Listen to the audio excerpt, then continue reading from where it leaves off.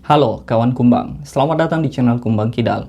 Kali ini kita ada pembahasan tentang child free atau konsep pernikahan tanpa harus memiliki keturunan alias nikah tapi nggak punya anak. Tema ini baru-baru saja menjadi pembahasan hangat di media sosial dan di internet karena seorang public figure yang bernama Gita Savitri Devi mengungkapkan bahwa dia child free alias nikah tapi nggak punya anak atau nggak pengen punya anak. Tapi kita nggak bakal ngomongin tentang pilihan Mbak Gita untuk memilih child free alias nggak pengen punya anak. Yang kita omongin justru reaksi orang-orang yang kontra terhadap pilihan Mbak Gita ini. Banyak orang yang kontra bahkan dengan nada-nada negatif. Ada yang mengatakan bahwa perempuan seperti ini adalah perempuan egois, perempuan yang menyalahi kodrat, perempuan yang hanya mementingkan karir, dan perempuan yang melanggar syariat dan bla bla bla, dan berbagai macam tudingan yang sangat tendensius. Nah, reaksi orang-orang kontra yang tendensius seolah-olah memaksakan kebenaran versi mereka diri sendirilah yang akan kita bahas kali ini. Kalau penasaran, sebelum lanjut, jangan lupa like, komen, dan subscribe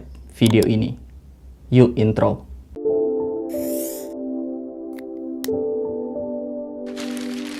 Pertama, saya tidak menjadi orang yang mendukung atau tidak juga menjadi orang yang anti terhadap orang yang memilih untuk child free atau pasangan yang memilih untuk menikah tapi nggak pengen punya anak. Tapi saya mendukung kebebasan seseorang untuk memilih pilihan yang terbaik untuk mereka, menurut versi mereka. Karena lagi-lagi ini adalah pilihan personal yang itu sebenarnya tidak berpengaruh terhadap kondisi publik. Mereka punya hak untuk menentukan bagaimana kehidupan pernikahan mereka. Mereka juga punya hak penuh terhadap otoritas rahim perempuan yang bersangkutan. Tapi secara personal bagi diri saya sendiri, saya menginginkan pernikahan kelak dan menginginkan juga punya keturunan.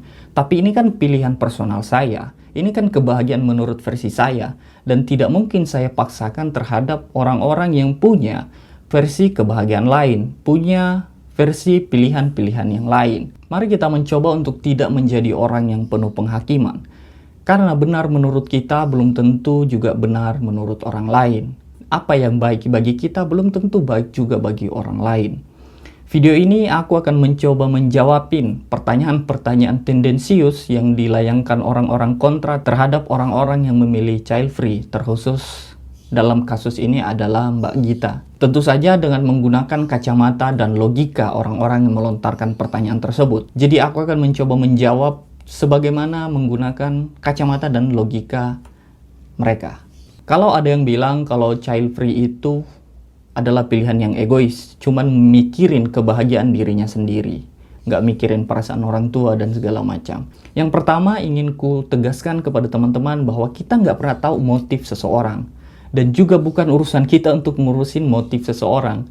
Toh kalau kita tahu motifnya dia kenapa memilih child free, itu tidak berpengaruh terhadap hidup kita.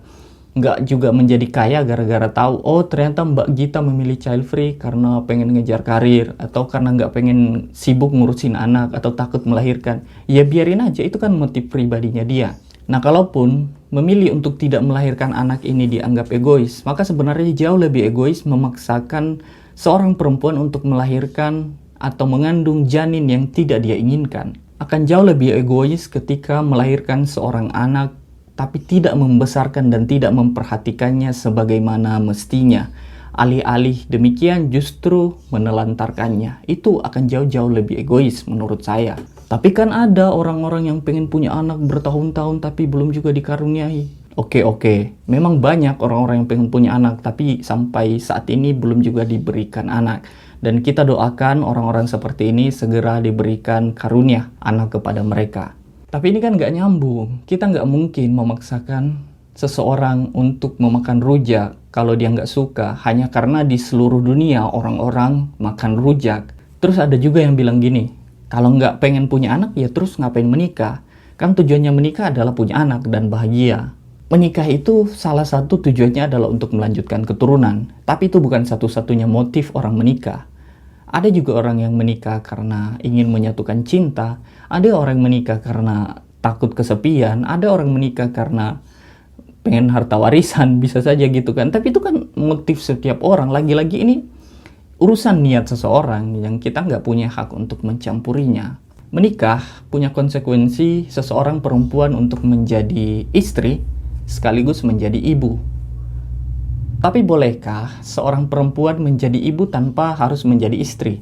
Ya boleh saja, dia nggak perlu menikah dan mengadopsi anak. Itu juga nggak ada larangan kan? Tapi boleh nggak seorang perempuan menjadi istri tapi tanpa harus menjadi ibu? Ya itu juga boleh-boleh aja, selama pasangan ini sepakat-sepakat aja. Toh lagian kalau ada orang memilih untuk tidak punya anak, aku kira dia sudah berdiskusi panjang lebar dengan pasangannya, dengan orang tuanya, dengan mertuanya. Nggak mungkin dia tahu-tahu gabut terus kayaknya asik nih kalau nggak punya anak. Nggak mungkin, pasti pertimbangannya banyak. Pasti dia sudah memikirkan jauh ke depan harus ngapain kalau nggak punya anak, di hari tua bagaimana dan segala macam. Dan suka nggak suka kita harus akui bahwa tujuan seseorang hidup di dunia ini adalah mencari kebahagiaan, mengejar kesenangan, dan menghindari rasa sakit sebanyak mungkin.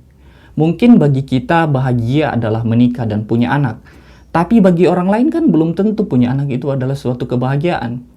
Dan mereka berhak memilih kebahagiaan versi mereka selama itu tidak mengganggu hajat hidup orang banyak. Dan kalaupun punya anak itu adalah kebahagiaan bagi diri kita, dan mungkin bisa jadi kebahagiaan bagi mereka, tapi mereka tidak mau bahagia dengan cara punya anak, ya biarin aja kan yang susah mereka. Kenapa kita menjadi susah memikirkan kesusahan orang lain? Toh mereka juga merasa fine-fine aja kan? Kalaupun mereka bermasalah ya itu kan lagi-lagi masalah personal, tidak berdampak terhadap urusan rakyat banyak. Ada juga yang berkata bahwa ketika gak punya anak nanti hari tuanya susah. Gak ada yang rawat, gak ada yang ngedoain kalau udah meninggal. Jadi begini, kalau seseorang berhasil mendidik anak menjadi anak soleh, anak yang berbakti, maka anak itu akan mendoakan orang tuanya, merawat orang tuanya di hari tua. Tapi kalau orang tua gagal mendidik anaknya dengan baik dan justru menjadi anak yang salah, bukan anak yang soleh, maka itu justru akan menjadi beban masyarakat, diterlantarkan, orang tuanya nggak dirawat, jadi anak durhaka. Jadi sebenarnya dalam hal ini punya anak atau enggak, punya potensi 50-50. Dan ada positifnya dan ada negatifnya. Tergantung kita mau memandang dari sudut pandang yang mana.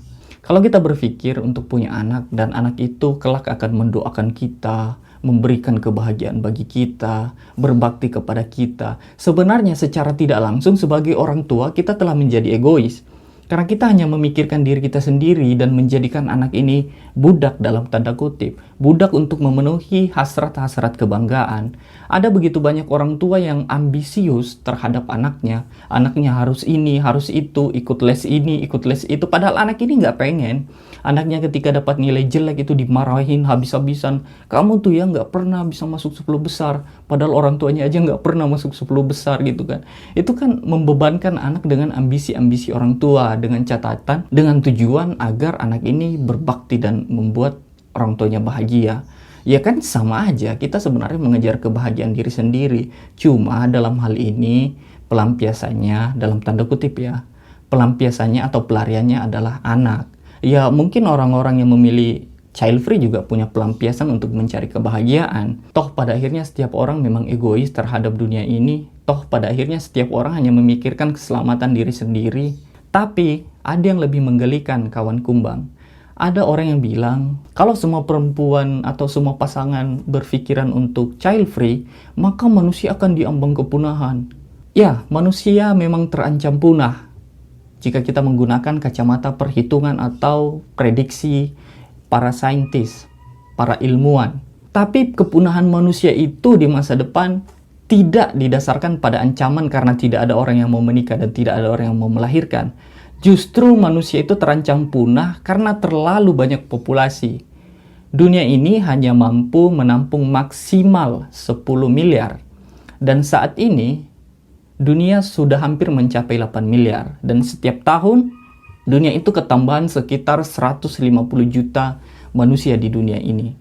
Artinya sebenarnya, di dunia ini sendiri saja, lonjakan populasi itu terjadi setelah Perang Dunia dan itu lonjakannya begitu banyak sekali dan imbasnya kemana-mana. Masalahnya adalah ledakan populasi ini tidak diimbangi dengan pertambahan sumber daya alam.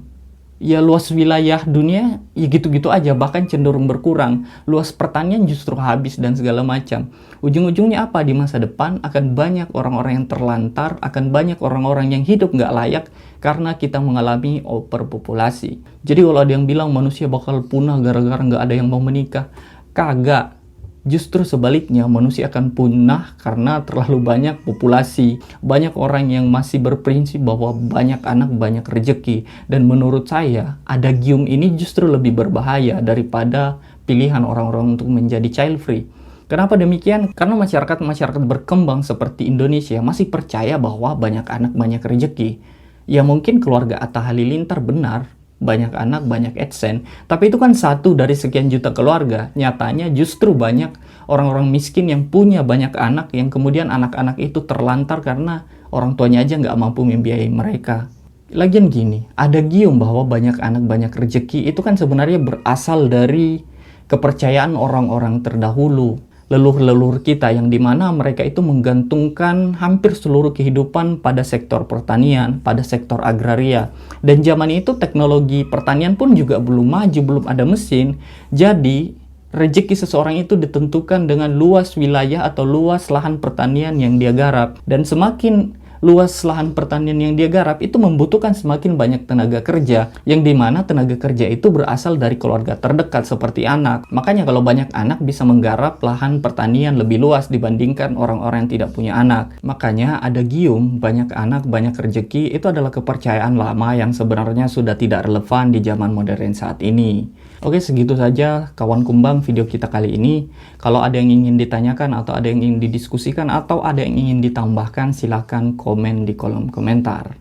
Bagaimanapun itu kita harus menghargai pilihan seseorang dan kita tidak punya hak untuk menghakimi pilihan seseorang. Kita bukan Tuhan yang tahu masa depan seseorang dan memilih punya anak atau tidak itu tentu punya pertimbangan yang besar. Punya anak juga punya dampak negatif dan punya dampak positif. Nggak punya anak sama sekali juga punya dampak negatif dan dampak positifnya. Oke, segitu saja. Terima kasih telah menyimak video ini. Salam kumbang kidal, kiri jalan terus.